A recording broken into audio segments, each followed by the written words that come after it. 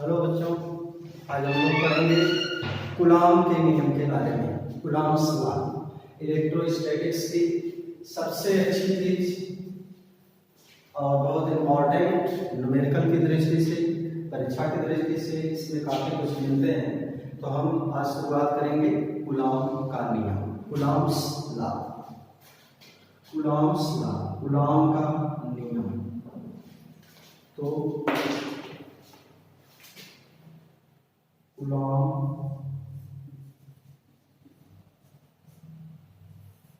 का नियम,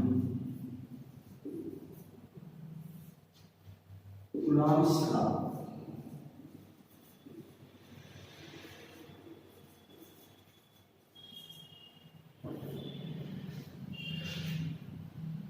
जैसा कि हम पढ़ चुके आवेश दो प्रकार का, धन आवेश, ऋण आवेश।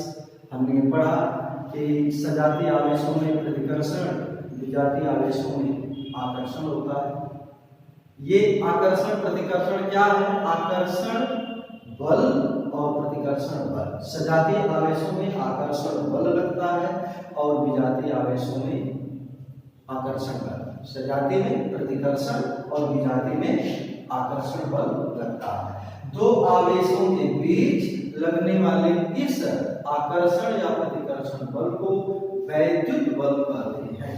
आकर्षण या प्रतिकर्षण बल ये वैद्युत बल के नाम से जाना जाता है।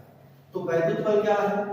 दो आवेशों के बीच लगने वाला आकर्षण अथवा प्रतिकर्षण बल वैद्युत बल कहलाता है, इलेक्ट्रिकल फोर्स कहलाता है। इसे हम कहेंगे वैद्युत बल। ये वैद्युत बल की प्रकृति दोनों है, ये क्या इसको कहेंगे, आकर्षण की भी और प्रतिकर्षण की। तो वैद्युत बल, इलेक्ट्रिक फोर्स जो है, ये दोनों नेचर में आएगा, अट्रैक्शन के भी और रिपल्शन के भी।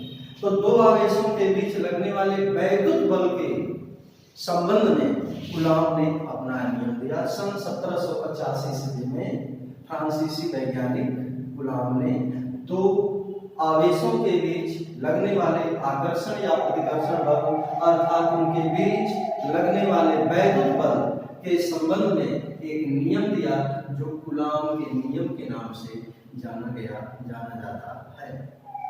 अब इस नियम को समझते हैं कैसे। तो हम दो आवेश लेंगे, एक यहाँ पर आवेश होगा बिंदु आवेश के रूप में, पॉइंट चार्ज के रूप में, एक आवेश यहाँ पर और दूसरा आवेश यहाँ पर। ये दोनों आवेश धनात्मक ऋणात्मक किसी भी चिन्ह के हो, हम Q1 और Q2 के रूप में इन दोनों आवेशों को ले लिए। मान लेते हैं ये दोनों आवेश एक दूसरे से r दूरी पर रखे, तो इनके बीच में एक वैद्युत बल लगेगा। अगर ये धन है, ये ऋण है अर्थात विजातीय आवेश है, तो ये लगने वाला वैद्युत बल आकर्षण का होगा। और दोनों ही सजातीय यानी दोनों ही धनात्मक है, तो प्रतिकर्षण बल का। प्रतिकर्षण माने दोनों आवेश दूर हटेंगे, आकर्षण का मतलब दोनों एक दूसरे की ओर आएंगे विजातीय आवेश की कंडीशन में।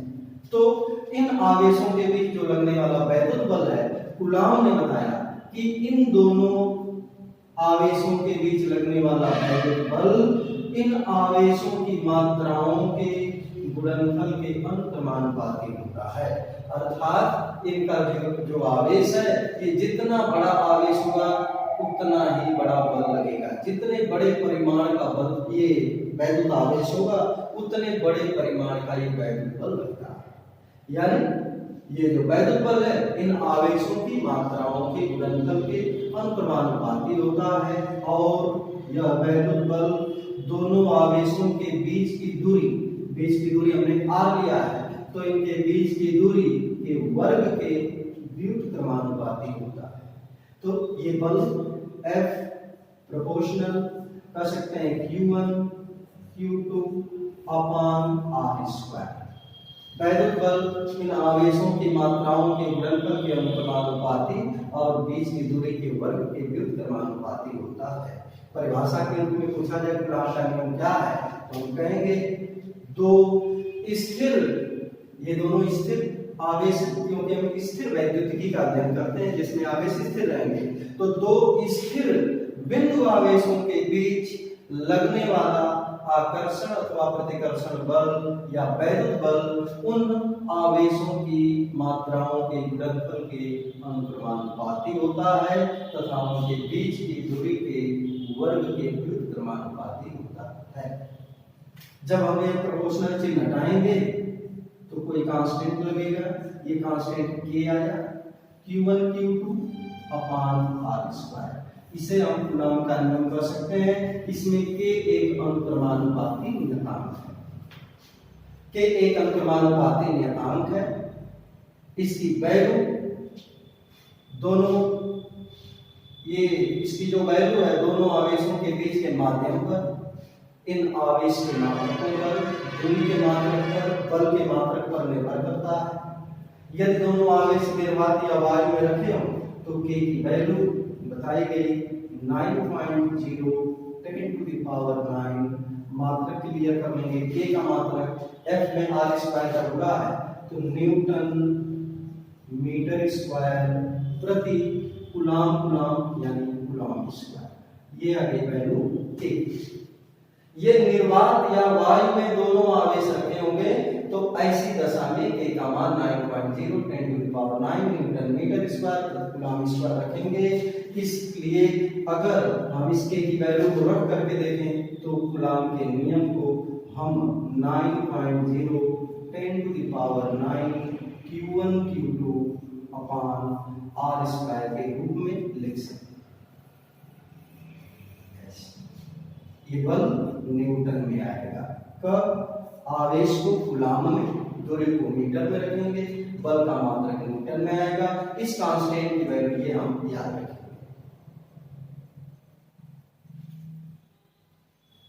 अब बताया गया कि यदि ये दोनों आवेश निर्वात या वायु में हो तो ऐसी कंडीशन में जो यहाँ पर जो k आया है या जिसकी वैल्यू 9.0 10 टू द पावर 9 आया है, इस k के स्थान पर एक नई चीज हम लिखते हैं, k equal to 1/4 pi epsilon g।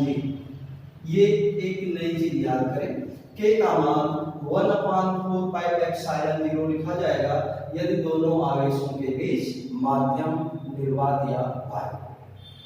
तो सुविधा के लिए इस k के स्थान पर हम ये लिखते हैं। यहाँ पर देखने में तो ऐसा लगता है कि बराबर के यही रखना ठीक था जिसकी वैल्यू ये है। यहाँ पर हम कर रहे हैं कि ये सुविधा के लिए ऐसी बात की गई है।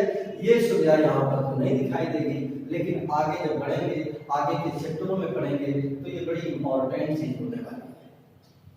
इसमें k बराबर 1/4 पाई एप्सिलॉन 0, चूंकि k की वैल्यू ये है तो इस 1/4 पाई एप्सिलॉन 0 की भी value 9.0 10 to the power 9 newton metre square प्रति कूलॉम स्क्वायर होगा।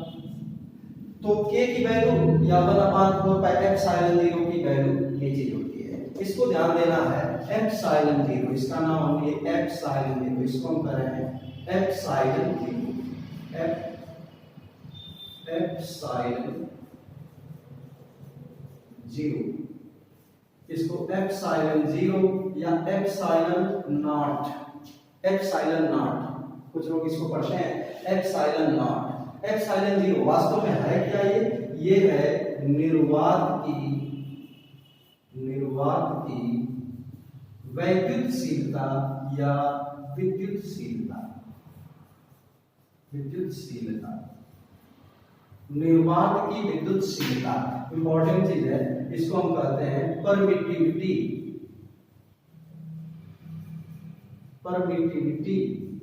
Of free space. तो एप्सिलॉन 0 क्या है? ये इतनी बार ये यूज होने वाली चीज है कि आपको ये बार बार याद करते करते इतना बार ये इसका अप्लाई करेंगे, इसको इतना उपयोग करेंगे कि ये आपको निश्चित रूप से याद हो जाएगी। ये एप्सिलॉन 0 क्या है? निर्वात की विद्युतशीलता है।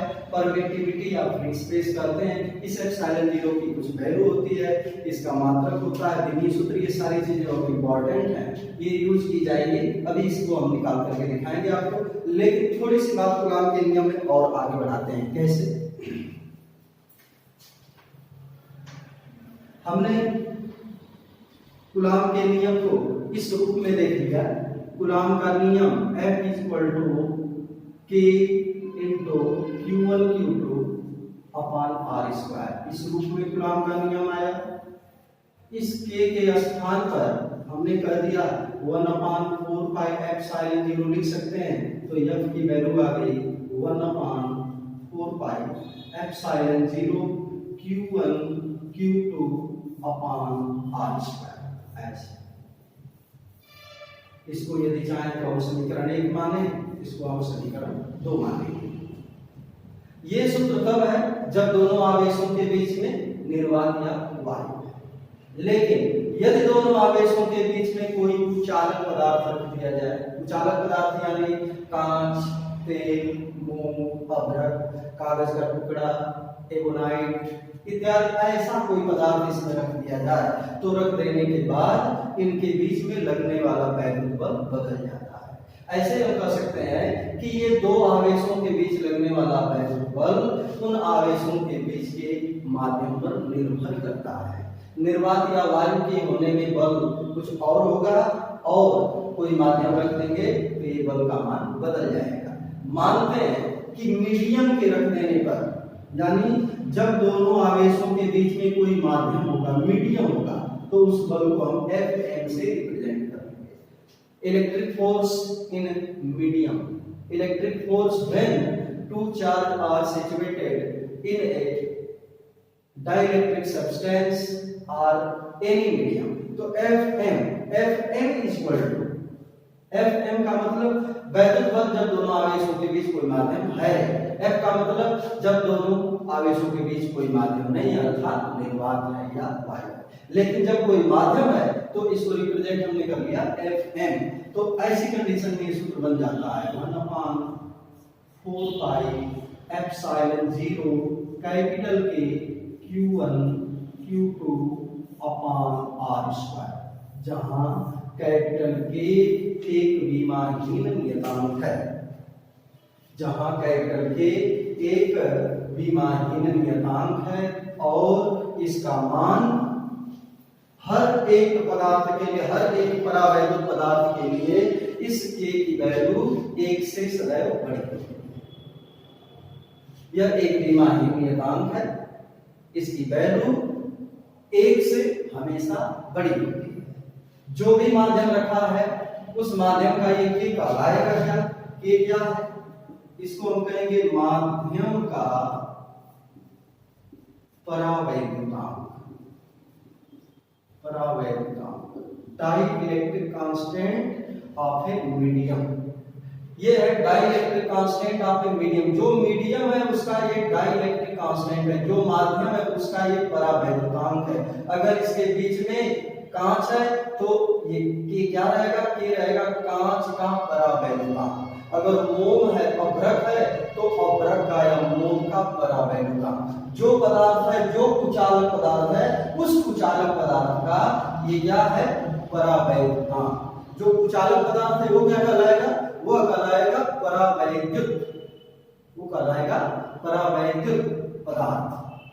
कांच क्या है? परावैद्युत पदार्थ। के क्या है? कांच के, कांच का परावैद्युतांक, तो के है परावैद्युतांक। तो इस के की वैल्यू हमेशा हमने कहा 1 से बड़ी होती है।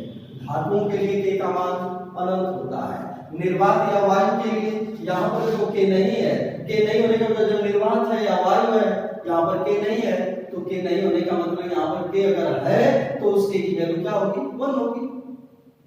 तो निर्वात या वायु के लिए के की वैल्यू 1 होगी, लेकिन कोई माध्यम आ गया तो उसकी वैल्यू हमेशा के से बड़ी होगी। अगर यहाँ पर के की वैल्यू 1 से बड़ी होगी तो इससे रिजल्ट क्या मिलेगा? अगर इसको हम इक्वेशन 3 के रूप में देख लें तो हम ऐसे कर सकते हैं। अगर भाग लगा दें समीकरण 2 और 3 की, तो F upon Fm is equal to इतना अपॉन इतना करेंगे, ये सब राशियां कटेंगी, तो ये सब मिला करके आ जाएगा K अपॉन H। निश्चित है हम कह दें कि K की वैल्यू क्या है? K जो है ये ग्रेटर देन 1 है। इधर का जो अंश है, इस बिंदु में जो ये अंश है हर से बड़ा है, तो इधर के बिंदु में भी जो अंश होगा यानी F होगा, वो एफएम से बड़ा होगा, या एफएम को हम कहें कि एफ से क्या होगा, छोटा हो जाएगा। इससे क्या निष्कर्ष निकला? निष्कर्ष ये निकलता है कि जब दोनों आवेशों के बीच में निर्वात या वायु के स्थान पर कोई परावैद्युत पदार्थ रख दिया जाता है तो ऐसी दशा में माध्यम के होने पर उनके बीच लगने वाला वैद्युत बल एफएम घट जाता है। निर्वात या वायु के स्थान पर कोई माध्यम रखेंगे, क्योंकि के की वैल्यू 1 से बड़ी है, तो जब भी कोई माध्यम रखेंगे तो ऐसी दशा में वैद्युत बल जो लगने वाला होगा उनके बीच वो घट जाएगा, कम हो जाएगा। अच्छा, दूसरी चीज इसी से अगर हम देखें तो हमने जो पाया कि F/Fm = K क्या है? परावैद्युत माध्यम का परावैद्युतांक। किसी परावैद्युत माध्यम का परावैद्युतांक किसके बराबर होता है? निर्वात या वायु में दो आवेशों के बीच लगने वाले बल तथा उन्हीं आवेशों को उतनी ही दूरी पर किसी माध्यम में रखने पर उनके बीच लगने वाला बल, इनका अनुपात उस माध्यम के परावैद्युतांक के बराबर होता है।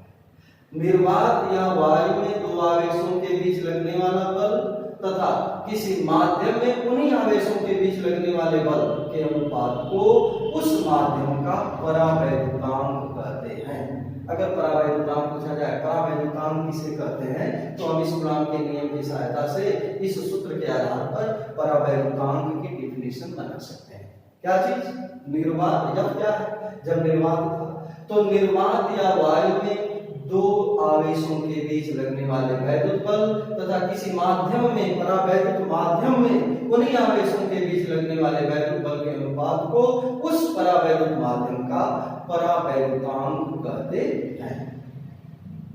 एक चीज और इसमें जो ये एप्सिलॉन 0K आया है समीकरण 3 में, एप्सिलॉन 0K आया है, इसकी जगह पर हम केवल एप्सिलॉन लिख सकते हैं। एप्सिलॉन को क्या कहते हैं? एप्सिलॉन को क्या कहते हैं? परावैद्युत की विद्युतशीलता। इसे हम परावैद्युत की विद्युतशीलता यानी परमिटिविटी ऑफ डाइइलेक्ट्रिक, जो डाइइलेक्ट्रिक सब्सटेंस है उसकी परमिटिविटी एप्सिलॉन के द्वारा नोट की जाएगी। एप्सिलॉन 0K के स्थान पर केवल एप्सिलॉन लिखा जा सकता है। अतः समीकरण 3 इस रूप में लिख सकते हैं। समीकरण 3 को हम लिख सकते हैं Fm = 1/4 pi epsilon into Q0/r²।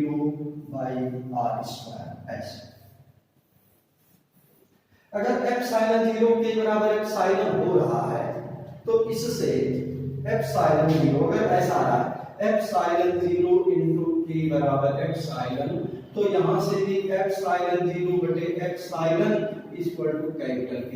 परावैद्युतांक की परिभाषा यहां से भी दे सकते हैं। निर्वात की वैद्युतशीलता तथा किसी माध्यम की विद्युतशीलता किसी परावैद्युत माध्यम की वैद्युतशीलता का अनुपात उस परावैद्युत माध्यम का परावैद्युतांक। निर्वात अथवा वायु की वैद्युतशीलता तथा किसी परावैद्युत माध्यम की वैद्युतशीलता के अनुपात को उस माध्यम का परावैद्युतांक कहते हैं। तो हम परावैद्युतांक की परिभाषा इसके आधार पर और इसके आधार पर दे सकते हैं। ये हमने कूलॉम के नियम को विभिन्न रूपों में देख लिया है। कूलॉम के नियम में हमने पा लिया कि दो स्थिर बिंदु आवेशों के बीच लगने वाला वैद्युत बल उन आवेशों की मात्राओं के गुणनफल के अनुक्रमानुपाती तथा उनके बीच की दूरी के वर्ग के व्युत्क्रमानुपाती होता है। अगर निर्वात या वायु में दो आवेश Q2 r दूरी पर रखे हो तो उनके बीच लगने वाले वैद्युत बल को हम समीकरण 1 के रूप में प्रदर्शित कर सकते हैं। सुविधा के लिए K का मान 1/4 पाई एप्सिलॉन 0 लिखा जा सकता है। एप्सिलॉन 0 को निर्वात की विद्युतशीलता कहते हैं, परमिटिविटी ऑफ फ्री स्पेस कहते हैं। F = 1/4 pi epsilon 0 Q1 Q2/r² के रूप में लिखा जा सकता है। इसकी वैल्यू हमने बताया है 9.0 × 10⁹ newton metre square coulomb square. अब यदि दोनों आवेशों के बीच में माध्यम है तो उसके लिए फार्मूला जो एप्सिलॉन 0 था इसकी जगह एप्सिलॉन 0 के आ जाएगा। इस के को उस पदार्थ का परावैद्युतांक कहेंगे, जो माध्यम रखा रहेगा उस माध्यम का परावैद्युतांक कहेंगे। इसकी वैल्यू हमेशा 1 से बड़ी होती है, धातुओं के लिए इसकी वैल्यू अनंत होती है। हमने ये सिद्ध कर लिया, देख लिया, समीकरण 2 और 3 के कंपैरिजन से हमने प्राप्त किया है कि यदि दो आवेशों के बीच में कोई परावैद्युत माध्यम रख देंगे तो उनके बीच लगने वाला वैल्यू बल घट जाता है, कम हो जाता है। निर्वात की तुलना में कोई भी अगर इसके माध्यम आएगा तो वैद्युत बल घटेगा। इसके आधार पर हमने परावैद्युतांक की परिभाषा दे दिया, वैद्युत बल के आधार पर और निर्वात की विद्युतशीलता के आधार पर। अब एक बार हम जो ये निर्वात की विद्युतशीलता एप्सिलॉन 0 है इसकी वैल्यू निकाल लेते हैं कि इसकी वैल्यू कितनी होती है और इसका मात्रक क्या होता है। तो एप्सिलॉन 0 का आंकिक मान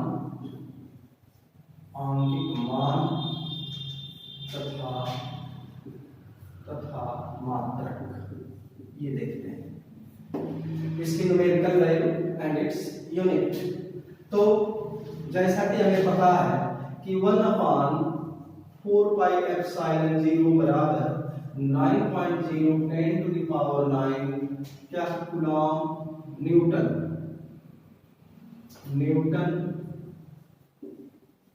मीटर स्क्वायर प्रति कूलॉम स्क्वायर।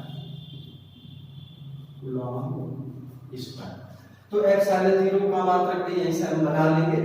तो एप्सिलॉन 0 की वैल्यू और मात्रक दोनों निकालना है। एप्सिलॉन 0 बराबर लिखा क्या जा सकता है, यहां से देखेंगे एप्सिलॉन 0 बराबर, इसको हमने यहां कर दिया तो ये वाला जो है 4 पाई के साथ मल्टीपल हो जाएगा, तो 1/4 पाई और 9.010 टू द पावर 9 सीधे सीधे मात्रक पे इसका पूरा यहां हो रहा है तो ये ऊपर जाएगा कूलॉम स्क्वायर प्रति न्यूटन मीटर स्क्वायर। एप्सिलॉन 0 का अगर मात्रक कहें तो यही है कूलॉम स्क्वायर प्रति न्यूटन मीटर स्क्वायर। वैल्यू को निकाल लेते हैं, इसको ऊपर ले जाएं तो 10 टू द पावर -9 अपान ये आएगा 4 पाई की वैल्यू भी रख सकते हैं 3.14 इंटू 9 ऐसे बराबर। सॉल्व करना है, इसको सॉल्व करेंगे चाहे तो इसमें 1000 10 टू द पावर -12 कर देंगे, -3 प्लस 3 तो +3 का मतलब 1000 हो जाएगा, -3 का करके जो 9 था 12 हो गया और अपान इसका मल्टीप्लाई कर लेंगे, पूरा मल्टीप्लाई कर लेंगे, सॉल्व करेंगे। सॉल्व करने पर ये वैल्यू आएगी 8.85 into 10 to the power -12 coulomb square प्रति न्यूटन मीटर स्क्वायर ऐसे। तो एप्सिलॉन 0 की न्यूमेरिकल वैल्यू और उसका मात्रक हमें प्राप्त हुआ। कितना? एप्सिलॉन 0 की जो वैल्यू आ गई कितनी आ गई? एप्सिलॉन 0 की वैल्यू आई 8.85 10 to the power -12 coulomb square प्रति न्यूटन मीटर स्क्वायर। ये एप्सिलॉन 0 की ये आपकी वैल्यू और उसका ये मात्रक हो गया। विनी सूत्र की बात करते हैं, एप्सिलॉन 0 का विनी सूत्र ऐसे। तो F = 1/4 pi epsilon 0 Q1 Q2 अपान r²। एप्सिलॉन 0 बराबर Q1 Q2 अपान 4 पाई F इंटू r²। एप्सिलॉन 0 का विनी सूत्र बराबर Q1 Q2 कूलॉम है, आवेश का मात्रक कूलॉम, Q बराबर जैसा हमने पढ़ा है I इंटू टी। बीमा अगर लिखेंगे Q की बीमा लिखेंगे तो I के लिए A लिखेंगे, असल में T के लिए T लिखेंगे। तो आवेश की बीमा तो AT होगी। इस के लिए AT और इसके लिए AT अगर करें तो ये लिखा जा सकता है A2 और T2 ऐसे इस तरह अपान 4 पाई। इसकी कोई बीमा नहीं, F की बीमा MLT माइनस 2 R स्क्वायर है, दूरी का स्क्वायर है L स्क्वायर। इसकी धातु को एडजस्ट कर देंगे, ये बिंदु सूत्र आपका तैयार हो जाएगा। बिंदु सूत्र देखें, m ऊपर गया, m power -1, m power -1। L को देखें, L एक पावर यहाँ है, दो पावर यहाँ, 3 पावर ऊपर गया तो L पावर -3 हुआ। T को देख लेते हैं, -2 ऊपर गया, +2 जाएगा, +2 और +2 T की पावर 4 और A2 ये एप्सिलॉन 0 का निम्न सूत्र होता है। न्यूमेरिकल इसका हम लोग देखेंगे, लगाएंगे, बहुत से न्यूमेरिकल इससे बनेंगे, लेकिन एक बार हम कूलॉम के नियम को वेक्टर रूप में देखते हैं। कूलॉम का नियम वेक्टर के रूप में कैसे दिखाया जाए, तो इसके आगे हम कूलॉम के नियम को सदिश रूप में देखेंगे। वेक्टर फॉर्म कूलॉम के नियम का, इसको देखेंगे कूलॉम के नियम का सदिश स्वरूप वेक्टर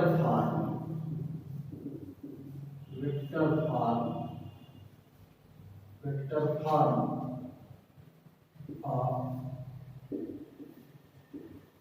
कूलॉम्स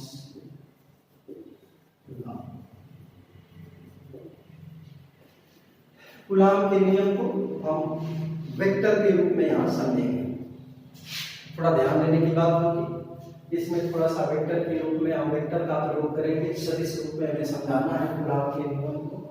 कूलॉम के नियम में हमें बल की दिशा का निर्धारण करना है। देखते हैं, समझते हैं। यहाँ पर देखें, हम दो सजातीय बिंदु आवेश की बात करेंगे।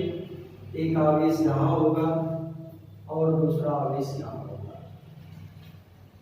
तो सजातीय बिंदु आवेश Q1 और Q2, एक Q1 आवेश यहाँ पर और दूसरा Q2 आवेश यहाँ पर, एक दूसरे से स्मॉल r दूरी पर रखे हों तो इनके बीच लगने वाले वैद्युत बल को देखेंगे। तो दो बिंदु आवेश Q1 और Q2, ये हमने सजातीय आवेश लिया है। मान लिया है कि दोनों आवेश एक ही तरह के हैं, तो एक ही तरह के हैं। सजातीय आवेश Q1 और Q2 एक दूसरे से r दूरी पर रखे हैं, तो निश्चित है इनके बीच लगने वाला बल प्रतिकर्षण होगा। हम कूलॉम के नियम को सदिश रूप में यहाँ पर बल की दिशा के आधार पर कूलॉम के नियम को समझना चाहते हैं। तो देखिए, सिंपली बिल्कुल आसान चीज, Q1 और Q2 दो आवेश हैं, इनके बीच की दूरी को हमने r लिया है। इनके बीच की दूरी को हम कुछ इस तरह से भी ले सकते हैं। पहले और दूसरे आवेश के बीच की दूरी को r12 के द्वारा लिख सकते हैं। पहले और दूसरे आवेश के बीच की दूरी को r12 लिख सकते हैं। तो पहले और दूसरे आवेश के बीच की दूरी बिल्कुल वही होगी जो दूसरे और पहले आवेश के बीच की दूरी, तो हम r12 लिखें या r21 लिखें, दोनों में कोई अंतर नहीं। सिंपली यदि हम पूछते कूलॉम का नियम, तो F = 1/4 pi epsilon 0 Q1 Q2 upon r square लिखा जा सकता है। 1/4 पाई एप्सिलॉन 0 Q1 Q2 अपान बीच की दूरी r12, तो r12 का स्क्वायर या r21 का स्क्वायर भी लिखा जा सकता है। तो ये r12 कहें या r21 कहें, ये बात सेम है। ये दोनों ही वैल्यू r के बराबर है। इस तरह अब बल को देखेंगे। देखो, पहले आवेश पर बल लगा, कौन लगाया? दूसरा वाला बल लगाया। दूसरा आवेश यानी Q2 आवेश Q1 पर बल लगाता है। और Q1 आवेश Q2 पर बल लगाता है। तो यदि हम पूछते हैं कि इस पहले आवेश यानी Q1 पर बल कितना लगेगा, तो इसको लिखने का तरीका है कुछ। किस पर? पहले पर। पहले वाले आवेश पर लगने वाला बल, Q1 आवेश पर लगने वाला बल लिखेंगे F1। 1 माने पहले आवेश पर लगने वाला बल F1। किसने लगाया? तो दूसरे ने लगाया, तो यहां लिखेंगे 2। 1 का मतलब पहले पर लगने वाला बल कौन लगाया? दूसरे ने, तो F1 2 बराबर ऐसे लिखेंगे। Formula 1/4 pi epsilon 0 Q1 Q2 आवेशों की मात्राओं का गुणनफल, उनके बीच की दूरी को हम चाहे r² लिखें या बीच की दूरी को r12² लिखें, कोई फर्क नहीं पड़ता। चाहे हम r² ही लिखें, कोई फर्क नहीं पड़ता, r12 लिखें, कोई फर्क नहीं पड़ता, r² ऐसे लिख सकते हैं, r² में लिख सकते हैं। ये हमने कूलाम के नियम को लिख दिया। अब यहां पर हमें वेक्टर के रूप में समझना है, वेक्टर के रूप में इसे कैसे लिखा जाए। तो वेक्टर के रूप में लिखने के लिए दिशा बताई जाएगी। दिशा को एकांक वेक्टर के द्वारा प्रदर्शित किया जाता है, यूनिट वेक्टर के द्वारा दिखाया जाता है। अब दिशा को दिखाने का तरीका हमें समझना पड़ेगा। यहाँ पर यदि इनके बीच लगने वाले बल को F1 को देखना है, तो ये किस दिशा में काम करेगा, उसकी दिशा को भी देखेंगे। क्योंकि ये इसे पर वेक्टर लगाना चाहते थे, ये वेक्टर F12 आया, ये F12 किस दिशा में है देखते हैं यहाँ पर। तो सजातीय आवेश है, ये धन आवेश है, ये धन आवेश है, ये धन आवेश इस धन आवेश पर बल लगाएगा, कैसा बल? प्रतिकर्षण का होगा, यानी ये वाला आवेश इसको अपने से दूर करेगा। दूर किस दिशा में करेगा? दोनों आवेशों को मिलाने वाली रेखा पर ही दूर की दिशा में आएगा। ऐसा नहीं है कि ये बल इधर चला जाए, इधर चला जाए, जिस दिशा में दोनों को मिलाने से जो रेखा मिल रही है उसी रेखा के अनुदिश दूर की दिशा में बल लगेगा। तो ये बल इस तरह से काम करेगा, और इसको किस नाम से दिखा दें? F12 ऐसे, इस तरह। इसकी दिशा किधर है? इसकी दिशा किधर है? दूसरे आवेश से पहले आवेश की दिशा में। दूसरे आवेश से पहले आवेश की दिशा को व्यक्त करने के लिए हम प्रदर्शित करेंगे यूनिट वेक्टर R21। यदि यहां पर हम यूनिट वेक्टर R21 लिख दें ऐसे, तो अब ये कूलाम का नियम सदिश रूप में हो गया। ये बल एक सदिश राशि है जिसकी दिशा किधर है? F12 की दिशा किधर है? दूसरे आवेश से पहले आवेश की दिशा में। तो R21 क्या है? R21 है दूसरे आवेश से पहले आवेश की दिशा को इंगित करने वाला एकांक वेक्टर। तो इस बल की दिशा होगी बिल्कुल यही। अगर ये लगाएं कि दूसरे आवेश पर लगेगा बल कितना, तो दूसरे पर लगेगा बल, चूंकि दूसरे पर लगने वाला बल F2 किसने लगाया? पहले ने लगाया, तो इसको दिखाएं F21। F21 की वैल्यू कैसे लिखी जाए? F21 कैसे लिखी जाए? 1/4 पाई एप्सिलॉन 0 Q1 Q2 सब बातें ये है। बीच की दूरी हम R12 लिखें, R21 लिखें, कोई फर्क नहीं पड़ता, दोनों दूरी तो R है, R21 का स्क्वायर। और यहाँ पर दिशा इस दिशा में F21। दूसरे आवेश पर बल किधर लगा है? पहले से दूसरे आवेश की दिशा में। पहले से दूसरे आवेश की दिशा को व्यक्त करने वाला एकांक वेक्टर R12 होगा। तो यहाँ लिखेंगे R1, यूनिट वेक्टर R12। ये कूलाम के नियम के सदिश रूप में लिखने का ये तरीका। समीकरण 1 और 2 के रूप में हम इस कूलाम के नियम को लिखेंगे। अब चूंकि R12 और R21 है क्या, ये विपरीत दिशाओं में एकांक वेक्टर है जो कि बल F12 और F21 की दिशाओं को इंगित करेंगे। अब चूंकि हमने पीछे पढ़ा है कि वेक्टर ए, इस तरह से जानते हैं कि vector A, unit vector A equal to vector A upon mod of vector A, या vector A upon A. Mod of vector A को केवल हम ए लिख सकते हैं। तो यूनिट वेक्टर ए बराबर वेक्टर ए अपॉन ए ऐसा लिखा जा सकता है।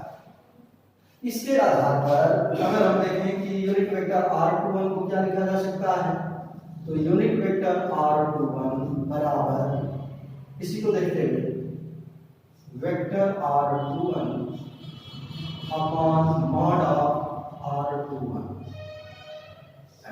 बराबर वेक्टर r21 अपॉन r21 ऐसे मॉड ऑफ वेक्टर ए बराबर है r21 और r12 तो सेम चीज है, इसलिए वेक्टर r21 अपॉन इसको हम r12 भी लिख सकते हैं। अगर ऐसा कर सकते हैं तो फिर r12 को यूनिट वेक्टर r12 बिल्कुल इसी तरह से vector r12 upon mod of r12 बराबर वेक्टर r21 को r12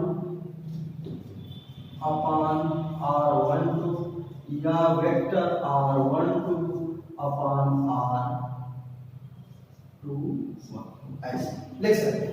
अगर ऐसे लिख सकते हैं तो ये समीकरण 1 और 2 के रूप बदल जाएंगे। किस रूप में आ जाएंगे? समीकरण 1 को लिख सकते हैं समीकरण 1 कैसे लिखा जाएगा? समीकरण 1 को कैसे लिख सकते हैं?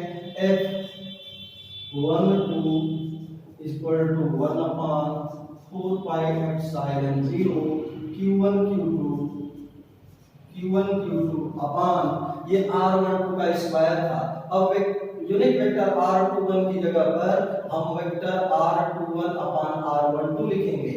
तो वेक्टर r21 अपॉन r12 और ये r12 स्क्वायर पहले था तो ये r12 का क्यूब हो गया, ये क्यूब के रूप में आ गया। तो हम कूलॉम के नियम को अगर यूनिट वेक्टर लगा करके लिखेंगे तो इस तरह से लिखेंगे, यहाँ पर स्क्वायर आएगा और वेक्टर लगा देंगे क्यूब के रूप में आएगा। इसी प्रकार समीकरण 2 को f21 ये वेक्टर रहेगा f21 equal to 1 upon 4 pi epsilon 0 q1 q2 upon r21 cube और वेक्टर r12 ऐसे। ये कूलॉम के नियम का रूप है। चूंकि हम ये जानते हैं कि वेक्टर r12 बराबर माइनस वेक्टर r21, दोनों के परिमाण बराबर, दिशा का अंतर था, हमने दिशा को चेंज कर दिया तो वेक्टर r12 जो है माइनस r21 के रूप में हो सकता है। अगर ऐसा हो सकता है तो वेक्टर r12 जो आया समीकरण 2 में उसकी जगह पर हम वेक्टर r21 बनाए तो उसको माइनस में लिखेंगे तो बन सकता है वेक्टर f21 बराबर minus of 1 upon 4 pi epsilon 0 q1 q2 upon r21 का स्क्वायर और फिर वेक्टर r12।